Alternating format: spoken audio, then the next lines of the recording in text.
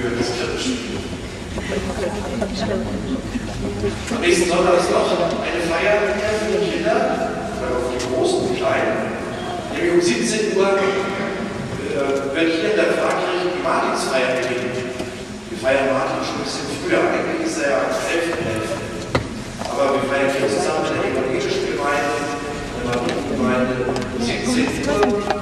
Und gehen hier in der Kirche, werden dann mit Laternenlauf zur evangelischen Kirche. Ich möchte darauf hinweisen, auf die Änderung der Weichenzeit. Jetzt nach dem 1. November können Sie den Pfarrer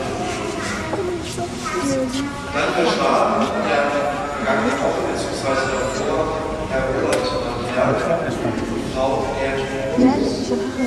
Herr, in den Verstorbenen Herr, dass Sie leben in deinem Frieden.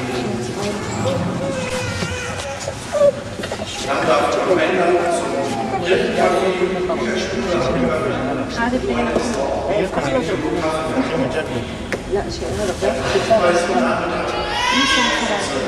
die jüdische Gemeinde hier in Flensburg 10-jähriges Bestehen.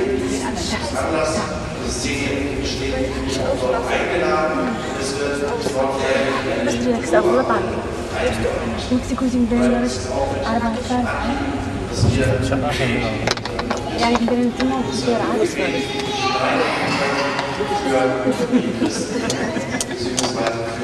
Warum er ist einfach bei mir?